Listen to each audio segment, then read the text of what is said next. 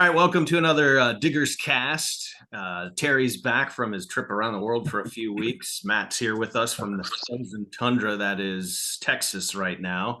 I'm not looking forward to that cold snap moving east here to North Carolina, but thanks for joining us. Today, we thought we'd get into a discussion about electronics in the sport of drag racing, bracket racing, how it kind of applies, maybe where it all started, why we have it, and where we're at with it today. And I kind of made a quick list of electronics that kind of come to mind. So I'll just run down that quick, and then we can get into a little bit of what some of these mean, what they are, and how they affect the sport, good or bad. So trans brake, throttle stop, we're talking about delay boxes, starting line enhancers, ignition control, things like an MSD grid, your ignition control box, a race pack as a data logger, drive shaft RPM sensors. I think those play into this a lot. But even things like weather stations, prediction software, and electronic fuel injection, EFI, and kind of what some of the newer cars in the sport, late model cars have, PCMs and EFI on them. So, Terry, you can talk a little bit about where this all where we started to sort of see electronics like this make their way into the sport of bracket racing, or drag racing as a whole. I mean, when things got started, there was little to none. I mean, the electronics on the car were like the magneto, right? Yeah, well, going way back into the 60s, you started seeing some level of electronic ignitions versus just a magneto, which was drop it in, crack the points, set to wherever degrees you wanted before top dead center. You didn't even need a timing light. Just drop it in. I didn't own a timing light, and I probably ran 4 or 5 seasons bracket racing with a magneto and didn't ear, like going one it. direction till it sounded garbage, going the other direction till it sounded garbage, and then sticking it in the middle kind of thing. Pretty much. Pretty much. Of course, with a small block, we used to run about 50 degrees lead. That's why we were blowing them up all the time. But yeah, I heard the stories about that. Electronics have been around for a long, long time, but it really wasn't until the 80s, and I don't know the exact year, so that and I could be wrong about some of these facts. Don't take it for what it's worth, other than me talking off the top of my head.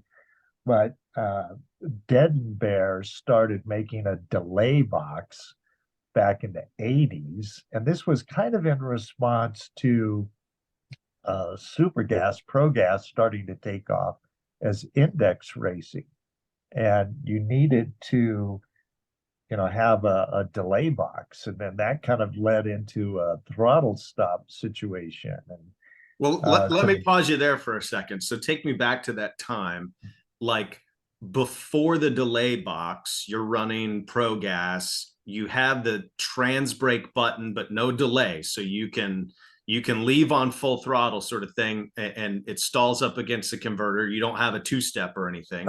You're letting go of the button, the car's going. But what kind of lights were common with no delay? Before delay boxes came around, you're just letting go of a button. What kind of lights were people cutting? Well, delay boxes, well, not delay boxes, but torque converters came into play, tire size, rollout, all this kind of stuff. But to be competitive, if you were under 450, of course, back in those days, they would 4/10 trees, so they would give you reaction time 0.4 something. And if you could be under 450, you were going to be pretty competitive. But people started bringing that down, and then the lamb brake came around, because a lot of people for a while, they didn't even have a trans brake. So that really improved your reaction time when you could get on the floor and with your throttle and bam.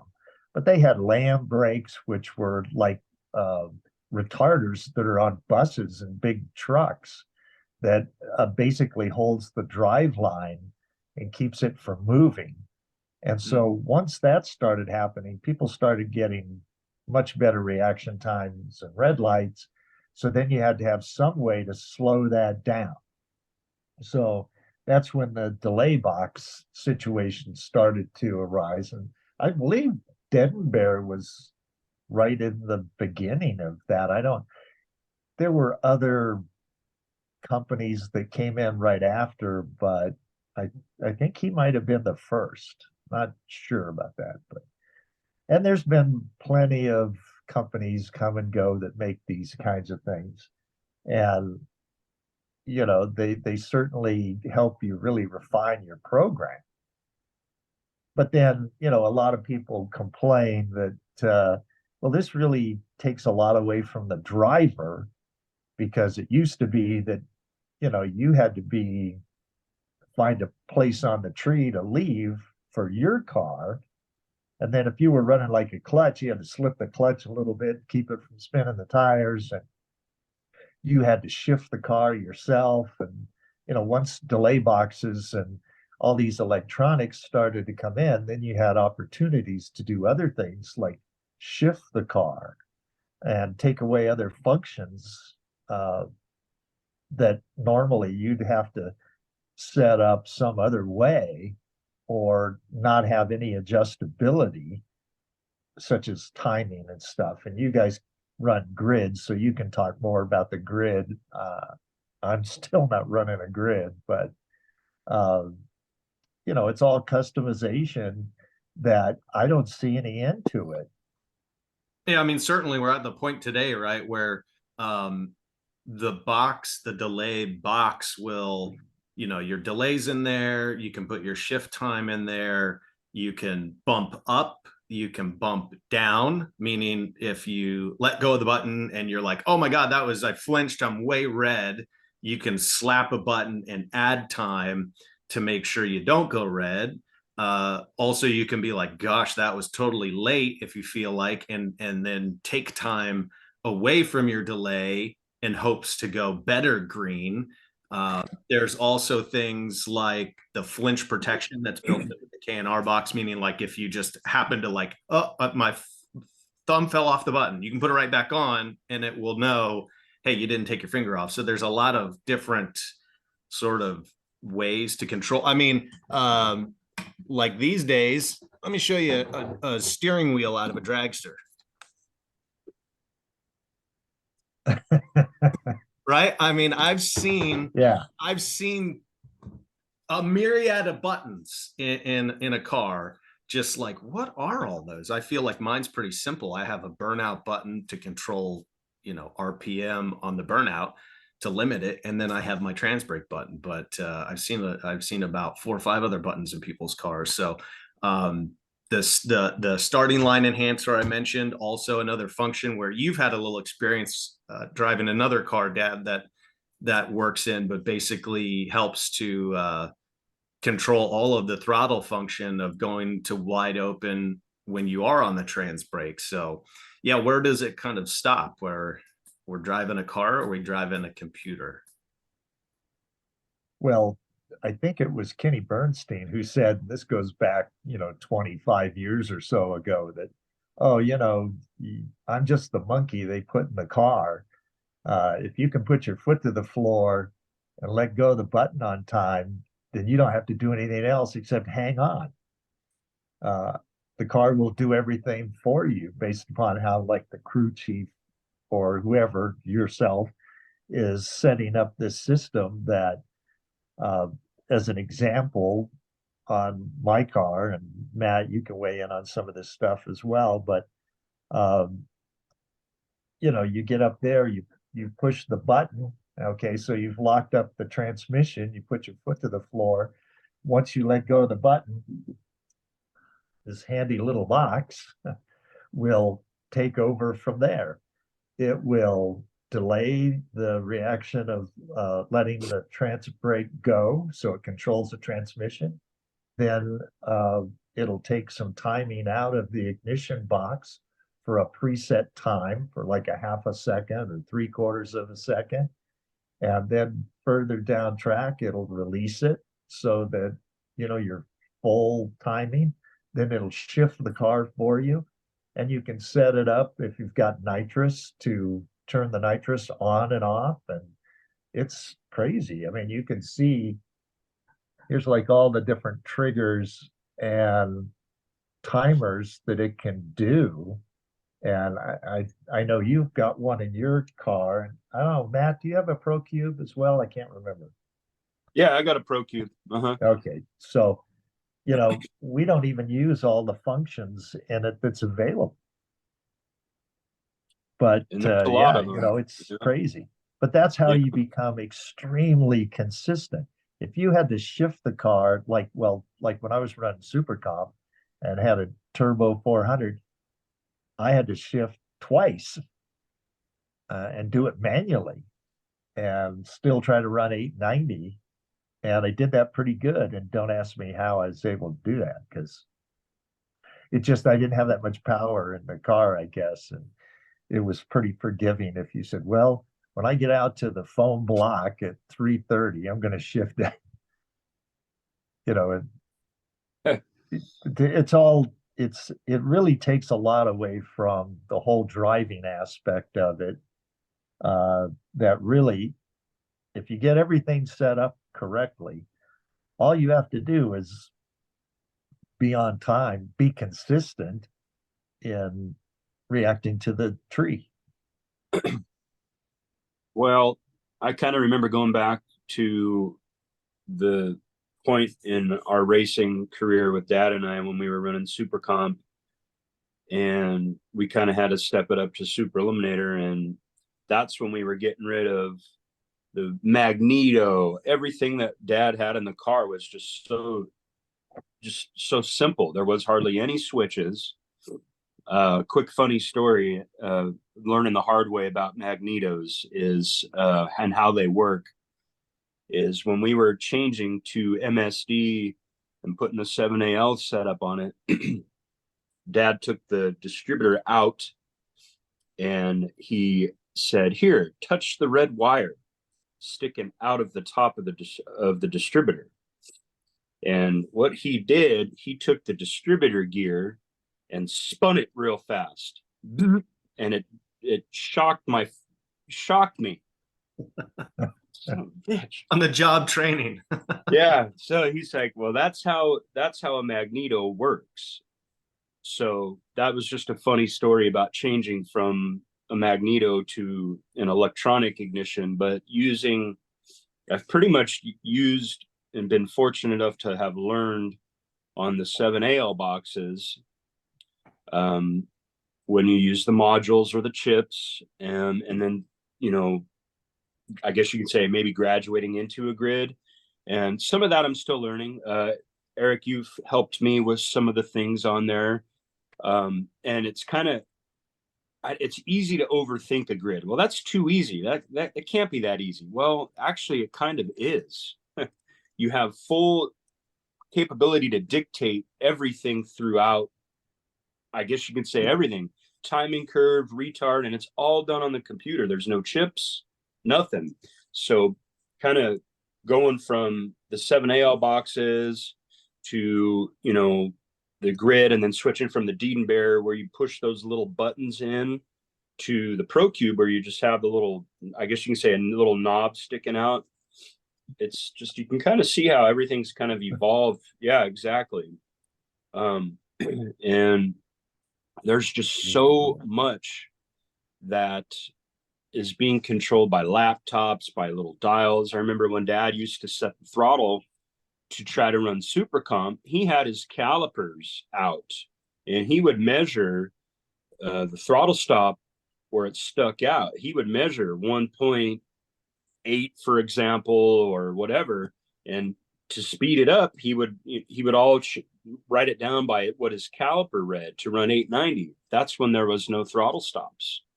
So it's kind of interesting. And I kind of think, in my opinion, we've taken the driver out more than we should, in my opinion.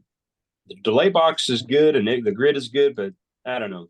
You look at Well- Top Fuel and Funny Car. We got to push the car through the burnout box. We got to push it back. Come on, give me a break. Well, here's part of the controversy that gets some people going, and I've actually participated in some of this. The rule book for NHRA is pretty clear that you cannot have, like in Top Dragster, throttle stop. You can't throttle stop the car. Right. But the reality is, because of these electronics, and they don't check anybody's electronics, if you're running a throttle enhancer, you can have your box turn it off and turn it back on at certain times. And so, not to name names, but there's people that will turn it off like at 1,000 foot. And what that does is it makes the throttle go away. Yeah. And so they can run 16 something at only 190 something. And they can do that over and over again. Yeah. Or you'll see them run 610 at 225 the next time around. And that's because they'll do something that they've, been able to check it out mid-track or low down, that they won't leave as hard.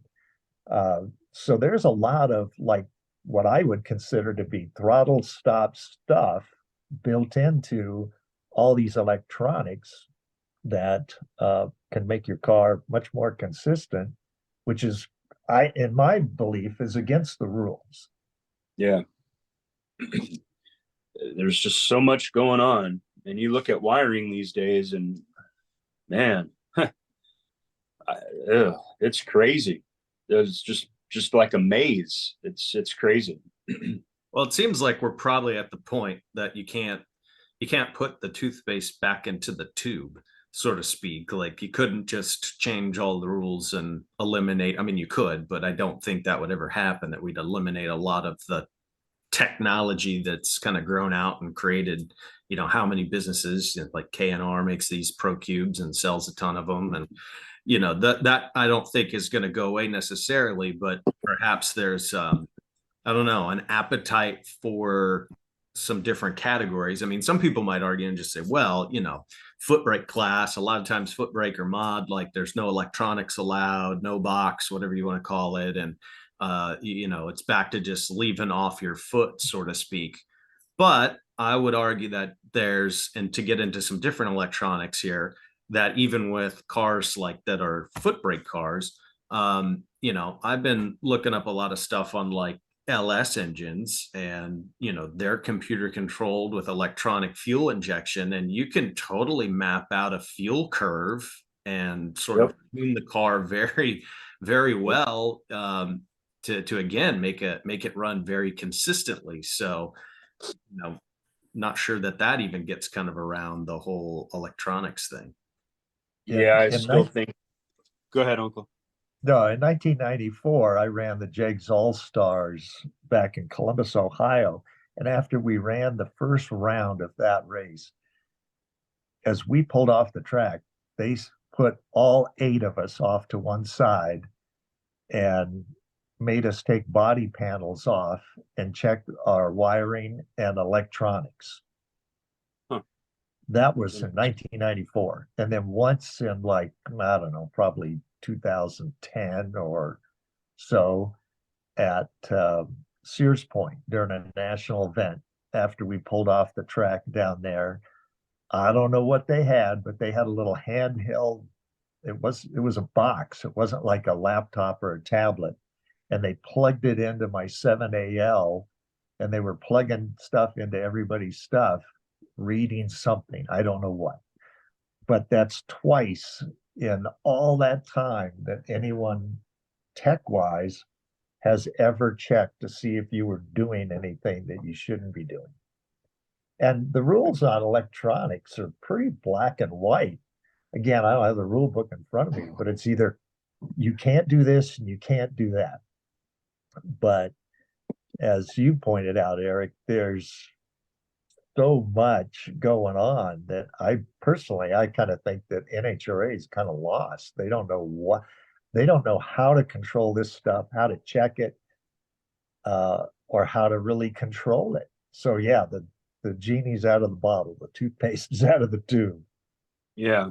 Well, some of it, I like some of the electronics. I always kind of sit, in the car or just kind of looking at somebody's program, even with you guys, like when you run, well, how are they set up today? Are they set up a little quicker on the box or a little slower on the box? Or is Eric pulling timing and is Uncle pulling timing? I'm always curious how everybody has all their stuff set up. It's just, to me, that I just find that interesting. And then, how I do it, it's just, some of it's cool. I don't know that I like all of it because it takes the driver out of the equation a little bit. But I do like some of it, like the data recording, like with the grid, I think is very convenient. Um, I will say having a race pack is a little different at first because when you get so used to looking at all of your gauges, each individual gauge for oil pressure, water, nitrous bottle pressure, or whatever other accessories you might have, trans temp and so on. And with the race pack, it's all right there. That's kind of taken a little bit, I guess, a little bit of an adjustment because at times I find myself like, whoa, wow, I'm so used to looking at gauges, and then you have the race pack, which is pretty cool. It's got the RPM curve on it. It's all lit up. It does have the output sensor on it, which is really helpful. But some of it definitely is a little bit of a learning curve. Like right now, I'm still trying to learn the grid more and more each time out, which I do feel more confident with it each time out. But in my opinion, that part of it is good. Some of the other stuff is just too much, like bump up, bump down.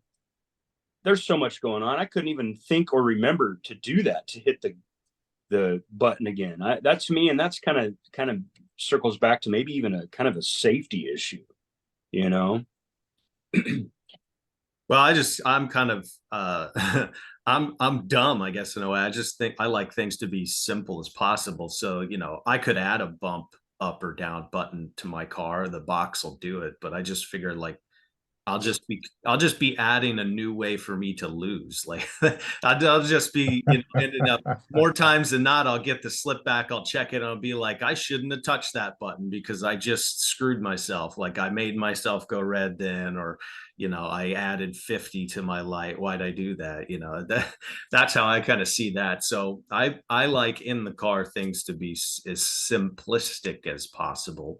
I think bringing up stuff we do like, yeah, certainly. I think the data logging part of it is nice in that, and I think this is where a lot of stuff gets into like, hey, how are people like maybe cheating using some of these things? But data logging in terms of being able to look at something after the run and figure out what went wrong when things are not working right, to let you, to kind of point you in the right direction, to tune the car like it's starving for fuel down track, it's going lean or something. And I have very little data logging. The grid does a fair amount of data logging. You can add different sensors to it and stuff. But I mean, as far as my data collection goes, I feel like it's pretty basic in terms of today's terms. I can get my RPM graph out of the grid and kind of make some guesstimations on that. I know some people, I think maybe Matt and Terry, you both have the RPM, the drive shaft RPM sensor. I don't have one of those, but that then kind of allowing you to look at a graph and go, oh, it's spinning the tire really bad, or it's, shuddering the tire a lot. And just to kind of give you more information on what to change or tune the car better with.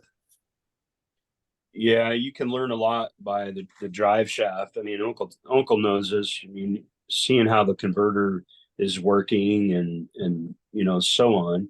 I need to try to use mine more. I kind of forget that it's there. But there's so much to it. And you can learn, you can see what the car's doing. Sometimes I've kind of debated on getting an AFR on the headers, at least one. I don't know if I could probably do that. I'm just so old school, and I guess like you, a little simplistic. You just read what the plugs are telling you. You know, I mean, that's how everybody used to do it, and we seem to get by fine. But yeah, I mean, there's a lot of stuff that you spend money and invest on, like that Pro Cube, and you just don't use, at least for me, anyways, I don't use most of it.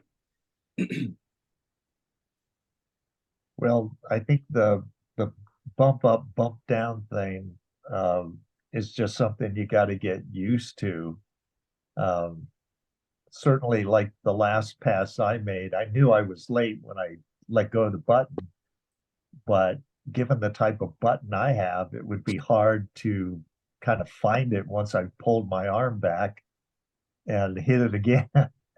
uh, but if you've got like a flat steering wheel um, that you can, got a big mushroom head thing and you can pound on it all you want, well, hey, more power to you. But it seems like when the tree drops, it doesn't take very long before you go. So Let me ask you guys something. Are you guys using your thumb or are you using your index finger Well, on I the have button? one of those big red mushroom buttons on mine, and the way it's mounted, I've got a bar across the two handles of my butterfly. So I'm using my thumb and pulling back. and I Okay. use my index finger because I'm using a micro switch, and I use my whole arm to pull back, so I've got more muscle situation going on. Because I think Eric, you kind of slide to the side, don't you? I've gotten to where I'm kind of pulling back again. So I'm trying to use my arm, not just letting go. So yeah, I pulled my whole arm back now. Yeah, Okay. I'll use my index finger. Kind of, my dad would always experiment with different switches. He had this one with an arm with a little wheel. He had this little wheel on the thing that he was using one time to try to get an advantage. And he would have one with a little small button. And I always just found myself learning to use my index finger. Like I've tried to use my thumb, like just during warm-ups, and it feels like you're off balance. Like it's weird.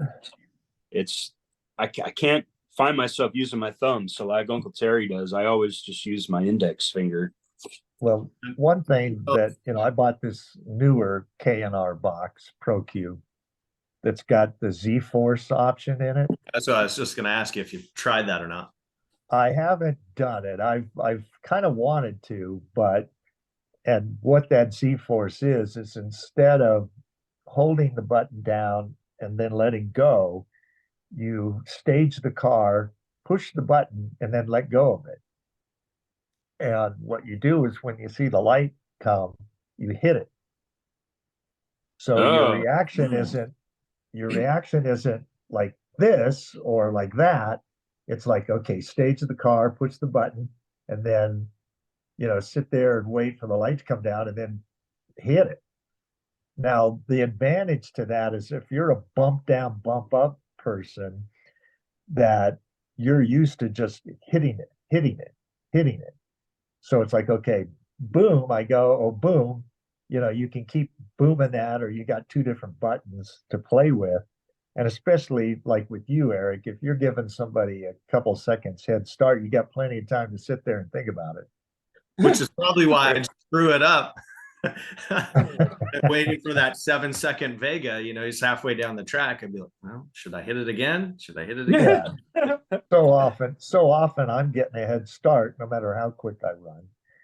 And the thing is if you're just trying to second guess yourself, then forget it. You're going to screw up probably more often than not. But yeah. There are times where, like, oh man, if I had time and the wherewithal to hit the thing a couple of times, I would have done it. But those are rare circumstances. So, given all this electronic situation, the good, the bad that comes with it, if you could wave a magic wand and create a whole new class with rules, where does it go? Do you allow any electronics at all? Do you scrap them all and just make everybody leave off their foot and shift everything? What would be the sort of new way to go. Well, if you look at some of the new like factory X class that NHRA is trying to run, they're trying to say, hey, you can't do this and you can't have these electronics. You can't have it shift the car. You have to shift the car. So, they are, trying to put some basic rules into it. But personally, what I would like to see is a little more clarity on you cannot use certain boxes or whatnot to not perform certain functions, which is a de facto throttle stop. Because if you Right. say no throttle stop, then define what throttle stops might be. Because I could go on and on about 3 or 4 different types of ways to throttle stop the car. I mean, as an example, even for me, if for some reason, not because I'm trying to go quicker than 610, but I just take more timing out of the car, that's throttle stopping it. Yeah. So, it's like, what is it? It's a matter of NHRA has a really hard time keeping up with basic rules that they put out there. And this will be a topic for another discussion about tech, no tech. Yeah. They say, well, they'll come through the lanes or they'll do this or that, but I would personally like to see a cleaner rule book about when they say no throttle stops allowed in this class, what that means, because they're way behind the times. Racers being racers, they're always going to figure out ways to get around the rules to their advantage, which it's not just blatant cheating, but if these things are available to you, meaning to say timing out or shutting this off and on, and right, I mean, Matt, you may know this better because you sell this kind of stuff, but they always said you can't have a stutter box. Well, I don't even know exactly what a stutter box does other than just like a rev limiter takes timing out in a way that you're limiting your RPMs going all the way down the track, which is Right. like a throttle stop. So, I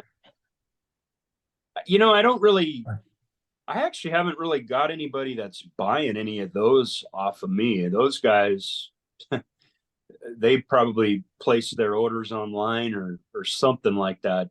I'm not really all that familiar with what guys are doing with those either. I've heard of that before, and I don't know. I just find myself kind of ignorant on some of these things. Onboard air compressors. There's so many things that I just. How did we ever get to where we are in index racing or whatever bracket racing with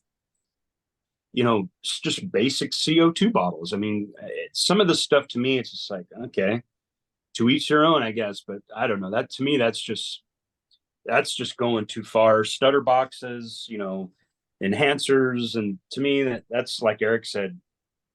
I'm not the greatest wiring guy whatsoever. That to me is just another way for me to screw up by focusing Yeah, on that I think stuff. I think about the only thing to really like if you wanted to kind of get around the electronics issue would be to, I don't know, call it like nostalgia bracket or something where you go back to that era of, hey, everything has to be pretty much fully mechanical. Like, if you're going to do it with index racing, then go back to a mechanical stop and it has to be, something like that. Otherwise, I don't see how you really get around it without, I mean, it might be hard, kind of like what you're saying, Terry, about just drilling into really specific on what each of these items means or what it can be, or you almost have to get NASCAR with it of like you can only use this type of equipment. It has to be this serial number, this part number. Yeah. Going to something blueprinted, where it's like, okay, you can only, run this particular engine, yada, yada, yada. well, I think NHRA, and I keep talking about them because that's what I run, but with like pro stocks and stuff, they do have like sealed ignition system things that they'll check to see. It's like you haven't opened up this box. And that's like coming from MSD, and I don't follow that stuff that closely, but I know there's some stuff there as to, because they limit their RPMs to like 10,005, and even Top Fuel and Funny Car, they've done something similar with them and limiting their RPMs, and they can check that stuff, and I think they do. But it's like, okay, if you can do it with those guys, why can't you do it for us? Now we may have more things like throttle enhancers and grid systems and stuff that are much different than the kind of stuff that those guys, the pros, are running. But I guess my whole point is, if you're going to make certain rules about certain things in classes, you better be well defined as to what that is, and then be checking it, because otherwise you might be thinking, hey, I run a throttle enhancer and I shut it off at 1,000 foot, and this is what I do. And then all of a sudden somebody checks me one time and says, you can't do that. And they throw you out, kind of like the Clay Millican incident, or some things with Erica Enders and whatnot, where they disqualified all their runs because they weren't really clear about what you could do. And then they hit them hard with little to no warning. Right. It's like, I don't want to see that kind of stuff brings happen us in to our time limit here, but I if you want to ask us questions, or certainly want to see other comments on this, what you guys think about electronics, should they be allowed, should they be changed, or should it just be everything's great and just run everything? Let us know in the comments, and next week we'll bring up another topic. But certainly like, subscribe, share.